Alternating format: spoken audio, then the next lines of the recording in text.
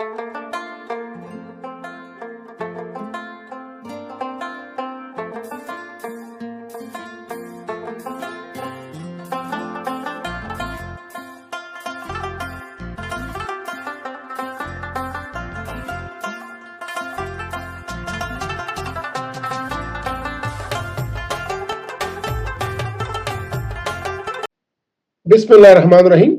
अस्सलाम वालेकुम। 31 दिसंबर 2023 संडे के दिन नतिया गली में एक गेस्ट्रो सिंपोजियम हुआ और इसका थीम था इमर्जिंग क्लिनिकल चैलेंजेस इन गेस्ट्रोएंटरोलॉजी। इस समिट में जो मेरा टॉपिक था that was treatment of H pylori infection in 2024। मैंने अपने लेक्चर्स की वीडियो भी अपने यूट्यूब चैनल पे शेयर की थी और उसके रिस्पॉन्स में मुझे काफ़ी रिक्वेस्ट्स आई और काफ़ी विशेस मेरे कलीग्स ने जाहिर की, मेरे व्यूवर्स ने, कि मैं उस लेक्चर इस वर्कशॉप को एक प्रॉपर रिकॉर्ड करके मैं आप लोगों के साथ शेयर करूं, क्योंकि that was the real time और वही जो हाल में जो डिस्कशन हो रही थी वो मैंने शेयर की थी। तो नेचुरली स्लाइड्स और साउंड थोड़ा सा वो उस क्वालिटी का नहीं था कि जिस क्वालिटी के लिए लोग उसको पसंद तो खैर उसको भी बहुत किया था, लेकिन लोग चाहेंगे कि ज़रा क्लियर साउंड हो और क्लियर स्लाइड्स हो, ताकि ये जो एच पाइलोराई इन्फेक्शन में जो चैलेंजेस हैं उनको वो ज़रा समझ सकें। तो इसलिए मैं ये वो लेक्चर या वो वर्कशॉप आप लोगों के लिए रिकॉर्ड कर रहा हूँ। मेरे पीछे जो पिक्चर है दैट इज दी नथिया गली, ये नेक्स्ट डे की पिक्चर है जो मैंने कैप्चर की थी। तो it was a beautiful weather, अगरचे हम एक्सपेक्ट कर रहे थे कि स्नो हो जाएगी लेकिन स्नो नहीं थी, लेकिन the next day very bright sun और बहुत ही खूबसूरत जो नज़ारा या जो वैली का नज़ारा वो वी इंजॉयड दैट। तो चलते हैं उन स्लाइड्स की तरफ कि treatment of H pylori infection in 2024।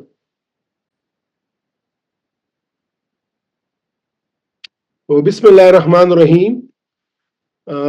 जिस तरह के मैंने कहा कि the topic given to me was treatment of H pylori infection, और मैं इसको बोलूँगा इन 2024 कि जो लेटेस्ट गाइडलाइंस हैं वो क्या कहती हैं या उनकी रोशनी में हम एच पाइलोराई इन्फेक्शन को कैसे ट्रीट करेंगे। Learning objectives of this interactive activity is practice essentials. H pylori infections के जो ट्रीटमेंट है इसके इसेंशियल्स क्या हैं या हमें क्या क्या इल्म होना चाहिए, so we are able to treat this infection or meet this emerging challenge effectively. Second is the concepts of H. pylori eradication therapies. Eradication therapies मुख्तलिफ किस्म की हैं, क्या क्या कॉन्सेप्ट्स हैं और उनको समझने के लिए हमें किन चीज़ों का इदराक होना ज़रूरी है। और उसके बाद of course rational use of available therapies की जो ट्रीटमेंट ऑप्शंस अवेलेबल हैं उनका एक रैशनल यूज़ क्या हो। So with these three learning objectives, to know about the practice essentials, the concepts of H. pylori eradication therapies, and the rational use of available therapies, let's start the activity. तो एक case history मैं आप लोगों के साथ share कर रहा हूं। It's a 32 years old female having 2 kids. 32 साल की लेडी जिसके 2 बच्चे हैं, has been on repeated courses of PPIs for chronic dyspepsia. Chronic dyspepsia था और कई दफा डॉक्टर ने इसको PPI के कोर्सेज करवाए, but she was not responding. She found to be H. pylori positive by ICT. तो जब बार बार उसको PPIs के कोर्सेज दिए गए तो इसका ट्रीट नहीं हो रही थी, तो H. pylori का टेस्ट किया ICT पे और वो उसका पॉजिटिव आ गया। तो there is no history of dysphagia, haematemesis, melaena और वेट लॉस। ऐसी कोई भी हिस्ट्री नहीं है कि इसको डिस्फेजिया हो रहा है, हेमेटेमेसिस हो रही है, मेलेना हो रहा है या वेट लॉस उसने किया है। And no family history of gastric cancer, तो ये भी सिग्निफिकेंट नहीं है। Her height 160 centimetre, weight 72 kg, BMI is of course 28.1 kg per meter square. Rest of the physical examination unremarkable. So 32 years old female having 2 kids with long-term dyspepsia found to be H. pylori positive, और जब इसकी history dig out की तो कोई dysphagia, haematemesis, Melina, weight loss या family history of gastric cancer नहीं है। These are the labs. Hemoglobin 13.7 gram normal, MCV 84 normal, platelets 335,000, again this is normal, WBC 7.6, 7,600, again this is normal, bilirubin 0.8, ALT 30, AST 34, and alkaline phosphatase 125. All these were normal. Albumin 3.5 gram, again normal. Globulin 3.1 gram normal. Urea 22 normal. Abdominal ultrasound किया इस lady का, and it showed liver shows normal ecotexture, regular margins, normal gallbladder, normal pancreas, normal spleen, no ascites. So essentially it was a normal abdominal ultrasound, and H. pylori by ICT was positive. So एक जो test जो कि abnormal था, ये जो कि that was abnormal, that was the positive H. pylori by ICT. This is the case history. अब सवाल आपसे ये है, how will you manage this case? मैं कुछ ऑप्शन बोलूंगा और वो ऑप्शन, उनमें से एक ऑप्शन आप अपने साथ लिख लीजिएगा और फिर इस तरह हम आगे चलते रहेंगे। So the option number 1 is H. pylori eradication therapy, कि आप इस लेडी को H. pylori इरेडिकेशन थेरेपी शुरू कर देंगे क्योंकि क्रॉनिक डिस्पेप्सिया है और H. pylori by ICT positive आया है। Second, you go for upper GI endoscopy, कि आप इसके ऊपर GI एंडोस्कोपी करें और देख लें कि रीजन क्या है कि इसका डिस्पेप्सिया ठीक नहीं हो रहा। Number 3, you give the PPIs course, एक और कोर्स करें, चेंज करें, तो this is third option. Fourth is मेवोरिंग, कि आप PPI छोड़ दें, इसको मेवोरिन दे दें क्योंकि ये लग रहा है कि शायद फंक्शनल डिस्पेप्सिया है, तो आप उसको मेवोरिन दे दें। E option is none of the above. तो आप इस केस सिनेरियो को देखकर ये जो 5 ऑप्शंस हैं, H. pylori eradication therapy, upper GI endoscopy, PPIs, mebeverine, are none of the above. इनमें से एक पे आप अपने लिए चॉइस कर लें और अपने साथ लिख लें।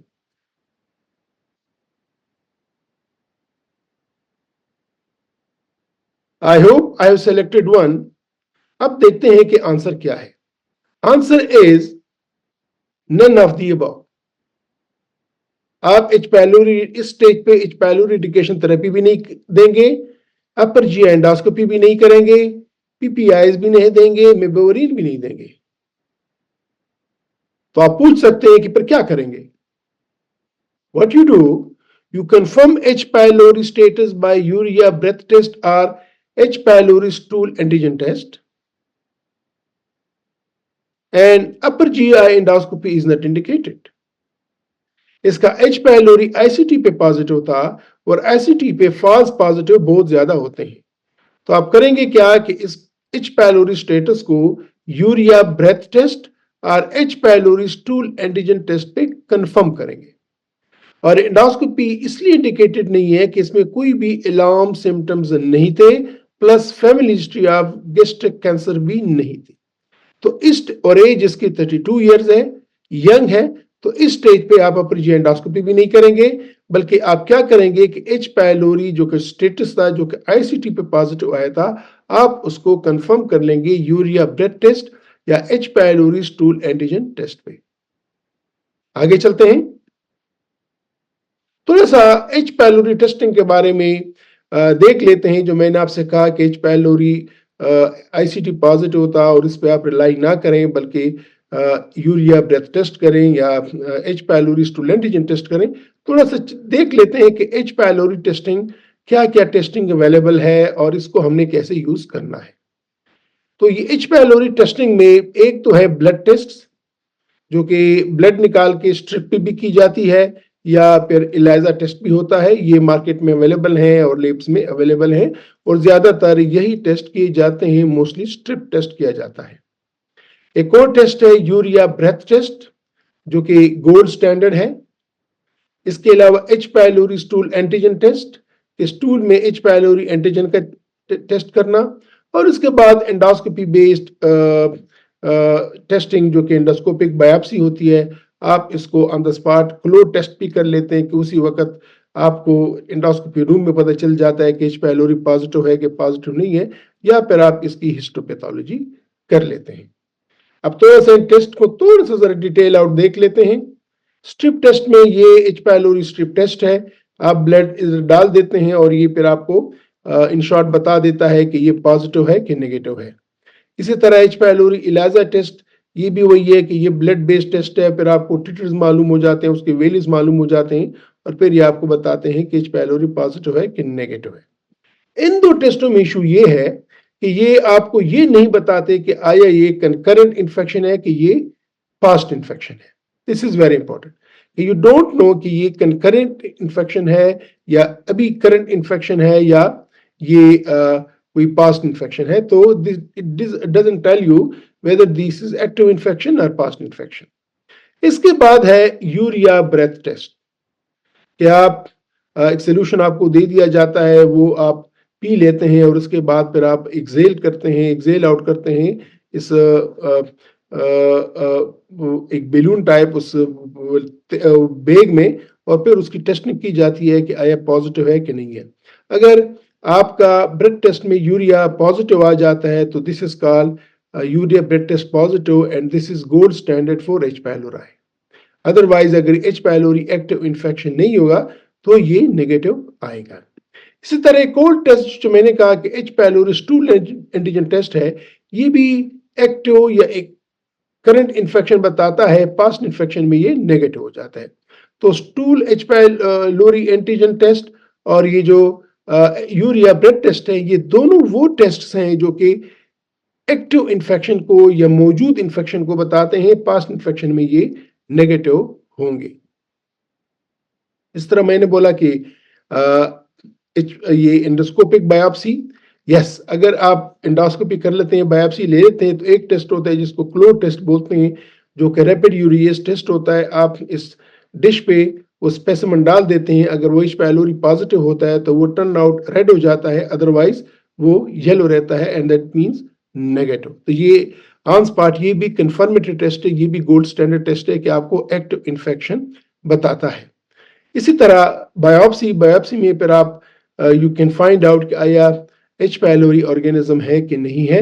और ये H pylori testing by endoscopy आपको एक और भी फिर वो मौका देता है कि आप कल्चर सेंसिटिविटी भी कर सकते हैं। लेकिन clinically this is the H pylori stool antigen test and urea blood test जो कि करने चाहिए, और इनकी बेसिस पे आपको एक्टिव इन्फेक्शन डिटरमिन करनी चाहिए। दैट्स द रीजन कि मैंने कहा कि इस लेडी में आईसीटी पे पॉजिटिव आया है तो आईसीटी पे फौरन ट्रीटमेंट नहीं करेंगे, आप इसको कंफर्म करेंगे आया यूरिया ब्लड टेस्ट पे और H pylori stool antigen test पर। अब देखते हैं थोड़ा सा इनकी explanation. H. pylori can be diagnosed by histology when biopsies are taken during gastroscopy. ये मैंने आप लोगों के साथ डिस्कस किया। Urea breath test is a very accurate and robust test to diagnose the infection. ये भी मैं आप लोगों को बता चुका हूं कि urea breath test is the very accurate test.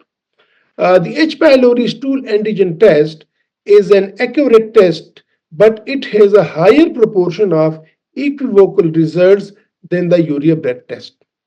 यानी यूरिया ब्लड टेस्ट इससे थोड़ा सा हाई रेट होगा as compared to H pylori test, क्योंकि इसमें क्यों? The use of serology to detect H. pylori infection is not recommended, as it cannot discriminate between a current active infection or an old treated infection in the past. ये भी point मैं आपको बता चुका हूं कि सीरोलॉजी वो active infection को और पास्ट इन्फेक्शन को नहीं बताती. Importantly, one has to stop PPIs for 14 days. ये इंपॉर्टेंट है कि जो भी आप यूरिया ब्लड टेस्ट करते हैं या आप स्टूल एंटीजन टेस्ट करते हैं उससे 14 दिन पहले आप पीपीआई को स्टॉप करेंगे. The reason is that up to 20% of people while on PPIs may get false negative results due to suppression of the organism by the PPIs. तो वो फॉल्स नेगेटिव आपको आ सकता है कि एच पाइलोराई तो है लेकिन वो पीपीआई ने सुप्रेस किया हुआ है और वो आपको पॉजिटिव रिजल्ट्स नहीं दे रहे. आगे देखते हैं. और क्वेश्चन है आप लोगों से, who should be treated for H pylori and how?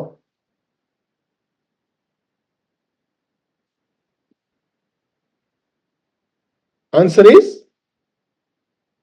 generally speaking, do not test patients for H. pylori unless you are prepared to treat if they are positive. अगर आपका ये इरादा नहीं है कि मैं उनको लाजमन ट्रीट करूंगा तो फिर आप टेस्ट ना करें. Patients who should be tested for H. pylori, who are they? ये है duodenal or gastric ulcer diagnosis recent or in the past. कि अगर आप पेशेंट में डायग्नोज करें और डायग्नोज हो जाए ड्यूडेनल अल्सर या गैस्ट्रिक अल्सर ऑन एंडोस्कोपी या पास में कभी हुआ था और उसको एच पाइलोरी ट्रीटमेंट नहीं दी गई थी. Dyspepsia, epigastric pain, dominant symptoms. Chronic dyspepsia है तो फिर आप कंफर्म करें कि आया एच पाइलोरी स्टेटस तो नहीं है. First degree family history of gastric cancer specially if index case is young. कि किसी की फैमिली में गैस्ट्रिक कैंसर डायग्नोज हुआ है और वो यंग था तो ऐसे पेशेंट्स के रिलेटिव्स को फिर आप स्क्रीनिंग कर सकते हैं और करनी चाहिए. High risk groups before starting long term NSAIDs. या ऐसा पेशेंट्स है जिसको आप लॉन्ग टर्म एनेसाइड्स पे शुरू करना चाहते हैं, ऑस्टियोआर्थराइटिस, रूमेटॉइड अर्थराइटिस, कोई और पेनफुल सिचुएशन या इवन दी कार्डियक प्रिवेंशन के लिए जो आप लो डोज डिस्प्रिन वगैरह शुरू करते हैं तो ऐसे पेशेंट्स ऐसे में भी आपको एच पाइलोरी टेस्टिंग करनी चाहिए और अगर एच पाइलोरी पॉजिटिव है तो फिर उसको आप ट्रीट करना चाहिए क्योंकि H pylori infection and long term NSAIDs ये रिस्क ऑफ ड्यूडेनल अल्सर्स को आगमेंट करते हैं, एड नहीं करते, आगमेंट करते हैं. तो इसलिए दीज आर द रिकमेंडेशन कि ड्यूडेनल और गैस्ट्रिक अल्सर डायग्नोसिस रिसेंट और past, dyspepsia, epigastric pain, dominant symptoms, first degree family history of gastric cancers, especially if the index case is young, and high risk groups before starting long term NSAIDs. ये वो population है कि जिसमें आप H pylori testing करेंगे और treat करेंगे.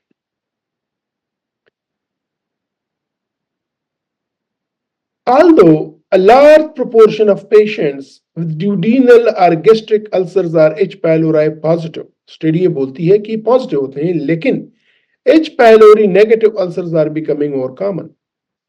तो H. pylori negative ulcers भी अब कॉमन होते जा रहे हैं. Therefore, it is recommended to document that a patient is H. pylori positive before initiating treatment. तो इसलिए इंपॉर्टेंट हो जाता है कि आप लाजिमन एच पाइलोरी स्टेटस इन लोगों की चेक करें. The most common cause of H. pylori negative ulcers are NSAIDs and antiplatelet agents.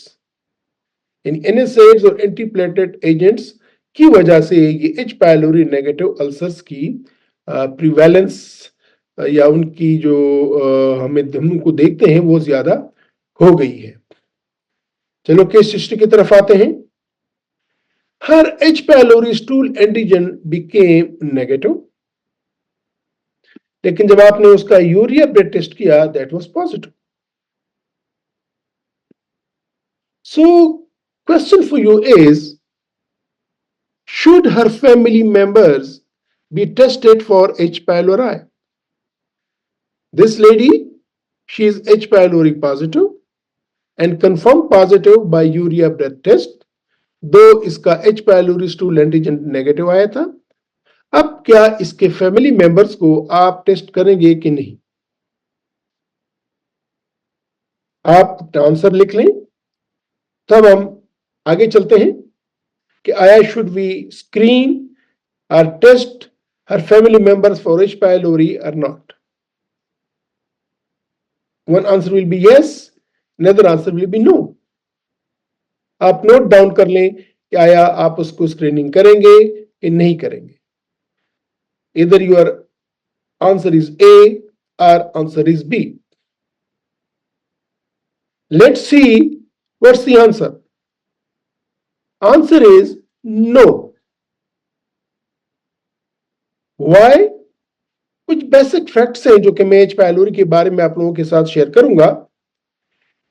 H. pylori continues to be an important pathogen associated with peptic ulcer disease, dyspepsia, and gastric cancer. We know that.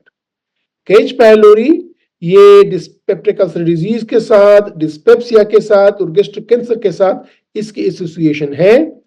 In an H. pylori positive individual, यानी वो शख्स जिसमें H. pylori positive आ जाए, the lifetime risk of developing gastric or duodenal ulcers is 5 to 15% and dyspepsia up to 25%, कि 25% लोगों में dyspepsia होगा और इसमें अगर देखेंगे तो ये dyspepsia 5 से 15% में इधर गैस्ट्रिक अल्सर की वजह से होगा या ड्यूडेनल अल्सर की वजह से होगा।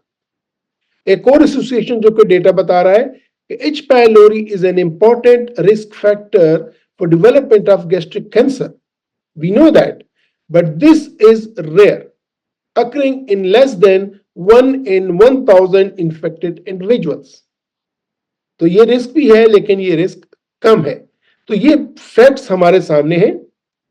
So in a substantial proportion of individuals, the infection remains dormant and causes no symptoms. तो ये भी डेटा बताता है कि काफी प्रोपोर्शन ऑफ पेशेंट्स ऐसे होते हैं, लोग ऐसे होते हैं जिनमें H. pylori पॉजिटिव होता है लेकिन वो एसिम्प्टोमेटिक रहते हैं। Most infections are acquired in childhood during the first 5 to 10 years of life.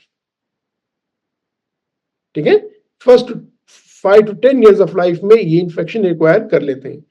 Although most H. pylori infections are acquired in childhood, it is not recommended to routinely test family members of H. pylori infected individuals.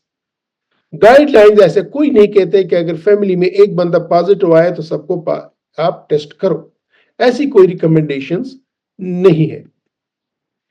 Among adults, it is very unlikely that H. pylori is transmitted even when there is close personal contact.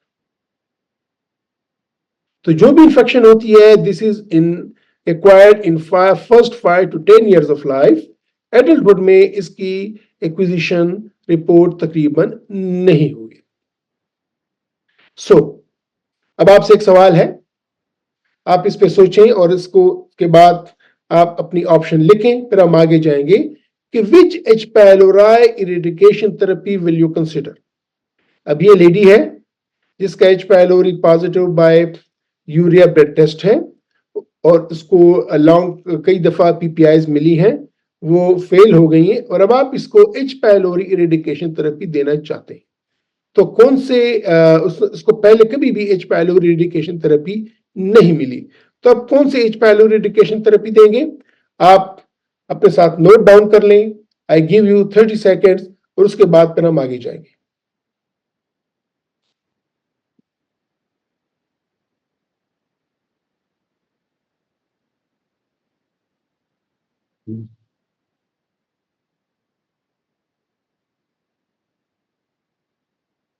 Okay, थोड़ी सी tips आपको दे दूं कि drugs used in H. pylori treatment, इससे पहले कि हम वो option लें कि कौन सा ऑप्शन हमें देना चाहिए या आप देंगे, थोड़ा सा एक और व्यू दे देता हूं कि एच पाइलोराई ट्रीटमेंट में जो मेडिसिन इस्तेमाल होती हैं, इसमें 3 तरह की मेडिसिन इस्तेमाल होती हैं। एक तो पीपीआई और वोनाप्रोजोन जो आजकल आई हुई है, इनमें से एक ड्रग आप इसको देंगे। और ये जो मैं आपको स्लाइड्स बताऊंगा, इन तमाम में पीपीआईज और पी कैप, इनको मैं ऑरेंज कलर से, यानी इसकी कलर कोडिंग होगी ऑरेंज, ये याद रखिएगा। Second, antibiotics. और एंटीबायोटिक्स किसी भी रिजीम में 2 से 3 एंटीबायोटिक हम देते हैं। और थर्ड है बिस्मथ। बिस्मथ हमेशा जो मैं आपको ऑप्शंस दिखाऊंगा वो ब्लू रहेगा और ग्रीन रहेगा एंटीबायोटिक्स, और पीपीआईज और पी कैप ये गोल्डन कलर ये इसका होगा। तो ये 3 है। तो जो भी हम डिफरेंट ट्रीटमेंट ऑप्शंस हम यूज करेंगे, इनमें से इधर पीपीआई तो हर एक में कॉमन होगा, इसके साथ इधर हम it will be golden and green, और ग्रीन में से 2 या 3 antibiotics are golden, green and blue. ठीक है, एक तो ये कॉन्सेप्ट याद रखिएगा कि 3 तरह की मेडिसिन दी जाती हैं, पीपीआईज और पीके, एंटीबायोटिक्स जो कि ग्रीन लाइन में होंगी, एंड बिस्मथ जिसकी कलर कोडिंग होगी ब्लू। अब एक और इसका ऑप्शन, ये इनमें से जो हम ड्रग्स चॉइस करेंगे, एनी टाइम 3 ड्रग्स, इधर it will be giving for 5 to 7 days और 10 to 14 days, यानी शॉर्ट टर्म थेरेपी और long term therapy. Standard therapy 10 to 14 days depending upon the tolerability of the patient। तो इस तौर पे जो हमारे एक और व्यूज हो जाएगा, तो 1 वीक थेरेपी में ट्रिपल थेरेपी और क्वाड्रुपल थेरेपी। ये याद रखिएगा कि पीपीआईज हर थेरेपी में इसेंशियल कंपोनेंट्स हैं। बाकी जो ट्रिपल है तो इसमें 2 एंटीबायोटिक्स होंगी, क्वाड्रुपल होंगे तो एंटीबायोटिक्स 3 होंगी, या फिर 2 एंटीबायोटिक्स होंगे और एक उसमें बिस्मथ दिया जाएगा। ठीक है, तो 1 वीक थेरेपी और 2 वीक्स थेरेपी। तो 1 वीक थेरेपी में 2 तरह की थेरेपीज हैं, ट्रिपल थेरेपी और क्वाड्रुपल थेरेपीज, 3 दवाइयां या 4 दवाइयां। इसी तरह 2 वीक्स थेरेपी में 3 दवाइयां या 4 दवाइयां, ट्रिपल थेरेपी और क्वाड्रुपल थेरेपी। और उसके बाद हाइब्रिड, हाइब्रिड में ड्यूल एंड क्वाड्रुपल थेरेपी के पहले 2 दवाइयां से शुरू करते हैं और फिर 4 दवाइयां पे आ जाते हैं, और रिवर्स्ड हाइब्रिड के 4 दवाइयां शुरू करते हैं फिर बाद में 2 दवाइयों पे आ जाते हैं, और सिक्वेंशियल थेरेपी। लेकिन ये याद रखिएगा कि ये 1 2 3 4 5 6 7 all 7 therapies they contain PPIs or PK must। बाकी जो आर्म्स होंगे या बाकी जो कंपोनेंट्स होंगे वो एंटीबायोटिक्स होंगे या फिर इसमें बिस्मथ होगा। ठीक है, और ये 1 वीक और 2 वीक्स। अब इनकी डिटेल में चलते हैं और हम देखते हैं, एक और भी देखते हैं। पहले हम देख लेते हैं 1 वीक थेरेपी कि 1 वीक थेरेपी में जो ऑप्शन है triple therapy and quadruple therapy, वो कौन कौन से हैं जरा डिटेल में देख लेते हैं, इसके बाद फिर हम 2 वीक्स थेरेपी पे आएंगे। So in 1 week therapy the triple therapy first option is PPI's standard dose BID and twice a day, clarithromycin 500 milligram twice a day, and amoxicillin 1000 milligram twice a day for 1 week। तो कोई भी PPI standard dose BD, for example आप नेक्सप्रोजोल लिखते हैं तो फिर वो आप 440 मिलीग्राम बीडी, पेंटाप्रोजोल लिखते हैं 40 मिलीग्राम बीडी, आप ओमेप्रोजोल लिखते हैं 40 मिलीग्राम बीडी, आप लेंसोप्रोजोल देते हैं तो 30 मिलीग्राम बीडी, आप रेबिप्रोजोल देते हैं तो 20 मिलीग्राम बीडी, आप डेक्सलेंसोप्रोजोल लिखते हैं तो 60 milligram BD for 1 week, clarithromycin 500 milligram BD for 1 week, and amoxicillin 1000 milligram BD for 1 week. देखिए ये गोल्डन जो पीपीआई या पीकेप को मैंने कहा बताएंगे, और ये 2 एंटीबायोटिक्स जो कि ग्रीन लाइंस होंगी। और इस थेरेपी के साथ 70 to 75% इरेडिकेशन रेट है। सबसे जो कम रेट है वो 1 week therapy of PPIs, clarithromycin and amoxicillin के साथ। ट्रिपल थेरेपी में जो दूसरा ऑप्शन है वो है अगेन पीपीआईज, क्लेरिथ्रोमाइसिन, लेकिन थर्ड ड्रग यहां पे आप देते हैं मेट्रोनिडाजोल 400 मिलीग्राम TID और थ्राइस अ डे। फर्स्ट में था एमॉक्सिसिलिन और सेकंड में आप एमॉक्सिसिलिन की बजाय मेट्रोनिडाजोल देते हैं। Again, the eradication rate with this therapy is 70 to 75%. So triple therapy for 1 week, PPI, sclerotromycin, either amoxicillin or metronidazole. Is there a third therapy? Again, PPI, golden band for 1 week, amoxicillin, लेकिन अब यहां पे clarithromycin को change कर देते हो levofloxacin पे 500 milligram once a day and again no the rate is 75 to 80%। थोड़ा सा मजीद मैं आपको बताऊं कि जो हमने कहा कि फर्स्ट थेरेपी जिसमें पीपीआई क्लेरिथ्रोमाइसिन एमॉक्सिसिलिन 70 to 75%, फिर हमने एमॉक्सिसिलिन की जगह मेट्रोनिडाजोल दिया अगेन 70 to 75%, और इसके बाद फिर हमने जब क्लेरिथ्रोमाइसिन में की जगह ल्यूफ्लॉक्सासिन दिया तो ये रेट अब बढ़ गया 75 to 80%। ठीक है, अब 1 वीक की क्वाड्रुपल थेरेपी, पीपीआई और 3 एंटीबायोटिक्स, ल्यूफ्लॉक्सासिन क्लेरिथ्रोमाइसिन की जगह, एमॉक्सिसिलिन और ट्रिनिडाजोल 500 milligram twice a day for 7 days, और यहां पे रेडिकेशन रेट हो गया 80 to 85%। ठीक है, तो हमने ट्रिपल थेरेपी भी देखी 1 वीक की और क्वाड्रुपल थेरेपी देखी 1 वीक की।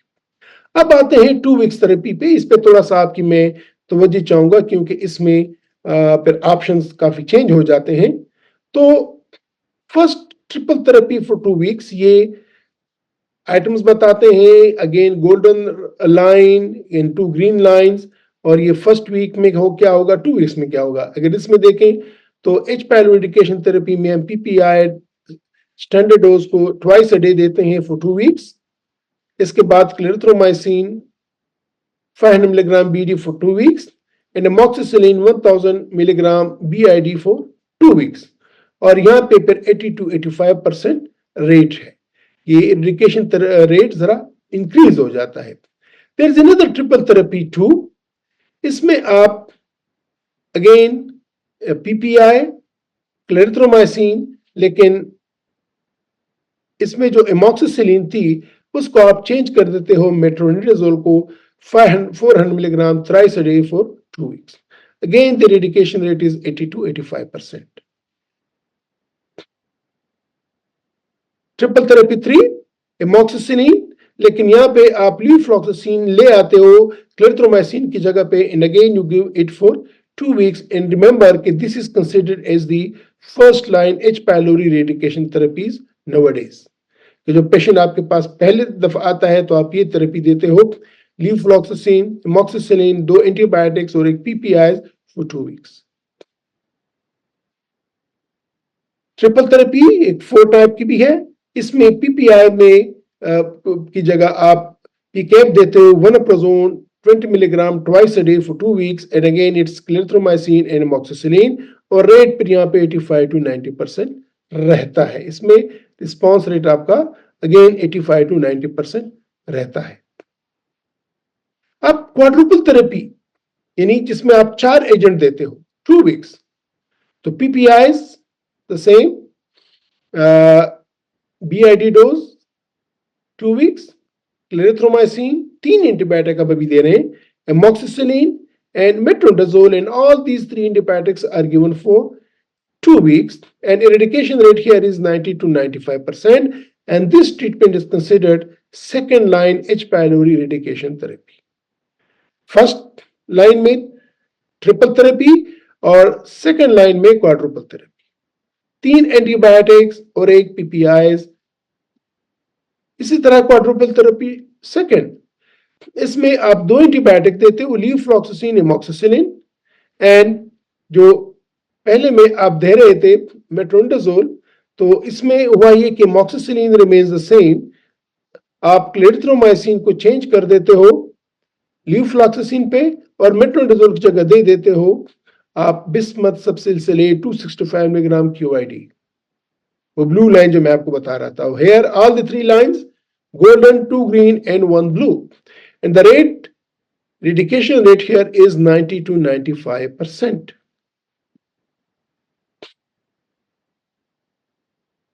Quadruple therapy 3, इसमें आप अगेन लीवफ्लॉक्सासिन, पीपीआईज, बिस्मथ, लेकिन यहां जो एमॉक्सिसिलिन थी इसकी जगह आप दे देते हो tetracycline 500 milligram QID in again for 2 weeks. Quadruple therapy 4 भी है, इसमें आप अगेन एंटीबायोटिक्स में चेंज करते हो, टेट्रासाइक्लिन मेट्रोनिडाजोल देते हो एंड बिस्मथ सब्सिलिसिलेट इसी तरह रहता है, पीपीआईज गोल्डन रे इसी तरह ही रहता है। And this is considered the third line H. pylori eradication therapy. ठीक है। सो अब यहां पे मैं आपके तवज्जो चाहूंगा, क्योंकि वो तो सिंपल थे कि एक ही तरह का रिजीम था, 1 वीक थेरेपी में 1 वीक तक दे रहे थे, 2 वीक्स थेरेपी में 2 वीक्स तक दे रहे थे। यहां पे थोड़ा सा चेंज है, पहले हफ्ते में और दूसरे हफ्ते में। अब हाइब्रिड थेरेपी एक है डुअल क्वाड्रुपल के पहले हफ्ते में 2, फिर आखिरी हफ्ते में 4। किस तरह? PPI standard dose BID throughout week 1, week 2, along with that amoxicillin week 1, week 2। तो पहले हफ्ते में आप शुरू करते हो PPIs और amoxicillin के साथ, और जब सेकंड हफ्ता शुरू होता है तो PPIs कंटिन्यू करते हो, amoxicillin कंटिन्यू करते हो, 2 और एंटीबायोटिक ऐड कर देते हैं आप, क्लेरिथ्रोमाइसिन एंड मेट्रोनिडाजोल। तो पहले हफ्ते में आपने दिया PPI amoxicillin and second week में आपने फिर PPI एमॉक्सिसिलिन के साथ एड ऑन कर दिया clarithromycin and metronidazole. And eradication rate here is 90 to 95%। इसी तरह ये है रिवर्स क्वाड्रुपल, इसमें था हाइब्रिड ड्यूअल प्लस क्वाड्रुपल, पहले 2 फिर 4। अब इसमें पहले हफ्ते में 4, आखिरी हफ्ते में 2, रिवर्स कर दिया आपने। हाइब्रिड में जो पहले 2 था, फिर 2 दवाइयां, फिर 4 दवाइयां, इसमें पहले 4 दवाइयां फिर 2 दवाइयां। अब पहले हफ्ते में आप शुरू करते हैं PPI, amoxicillin, clarithromycin and metronidazole, जबकि दूसरे हफ्ते में ये क्लेरिथ्रोमाइसिन मेट्रोनिडाजोल आप स्टॉप कर देते हैं and you continue with the PPI and amoxicillin. Again यहां से कंपेयर करें, फर्स्ट वीक में you started with PPI and amoxicillin and then you add on clarithromycin and metronidazole in the second week. यहाँ पे you start with all the 3 antibiotics and PPIs, but in the second week you stop clarithromycin and metronidazole and you continue with amoxicillin and PPIs. So these are the hybrid therapies, ये concept आपको याद रहे। अब एक और है sequential therapy। What is sequential therapy? Again the same 3 antibiotics, जो कि एंटीबायोटिक्स हमारे पास यही थी, amoxicillin, clarithromycin, metronidazole. Dual quadruple में we started with amoxicillin, PPIs, and then in the second week we added clarithromycin and metronidazole. And then in reverse में we started all the 3 antibiotics, amoxicillin, clarithromycin, and metronidazole. And then in the second week, we stopped the clarithromycin and metronidazole and we continued with the amoxicillin, rate being the 90 to 95%. In the sequential therapy, 3 antibiotics are used, but in the first week, this is the PPI and amoxicillin, and in the second week, you stop amoxicillin and you continue with the clarithromycin and metronidazole. अगर आप देखें तो बिल्कुल ऐसे ही है कि जो हमारा ये रिजिम था कि एमॉक्सिसिलिन जो ड्यूल क्वाड्रुपल था कि एमॉक्सिसिलिन आपने शुरू किया with PPI in first week, second week में आपने 2 एड ऑन किए। सिक्वेंशियल में आप एमॉक्सिसिलिन स्टॉप कर देते हो और इन दोनों पे आ जाते हो, तो एमॉक्सिसिलिन को रिप्लेस करते हो क्लेरिथ्रोमाइसिन एंड मेट्रोनिडाजोल में। ठीक है, and the rate is again 90 to 95%। Sequential therapy 2, इसमें अगेन एमॉक्सिसिलिन एंटीबायोटिक और सेकंड वीक में फिर लीवफ्लॉक्सासिन एंड टेनिडाजोल। सिक्वेंशियल थेरेपी 1 में it was clarithromycin and metronidazole, जबकि यहाँ पे क्लेरिथ्रोमाइसिन की जगह लीवफ्लॉक्सासिन और टेनिडाजोल आप मेट्रोनिडाजोल की जगह दे देते हैं and you continue with that. So there are two types of sequential therapy. In one, you use clarithromycin and metronidazole. In the second, you use levofloxacin and in the tinidazole. So this is the overview of the therapies which I discussed with you. It can be 1 week therapy or it can be 2 weeks therapies. तो हम यहाँ पे break करते हैं. Next session में हम यहीं से दोबारा शुरू करेंगे कि हमने ये देखा कि a lady with H. pylori positive by urea blood test, a long term dyspepsia, और उसको आप H. pylori थेरेपी देना चाह रहे हैं. हमने ये भी डिस्कस किया कि कौन कौन से इन्वेस्टिगेशंस हैं, किस इन्वेस्टिगेशंस का पावर है. फिर हमने एक ओवरव्यू लिया ट्रीटमेंट का कि इनमें से हम कौन सी ट्रीटमेंट यूज करेंगे और अब फर्स्ट लाइन थेरेपी पे आएंगे. तो in the interest of time मैं यहाँ पे स्टॉप करूंगा. इंशाल्लाह नेक्स्ट सेशन में फिर हम यहीं से आगे लेके चलेंगे और देखेंगे कि इस केस को हम कैसे फॉलो कर रहे हैं.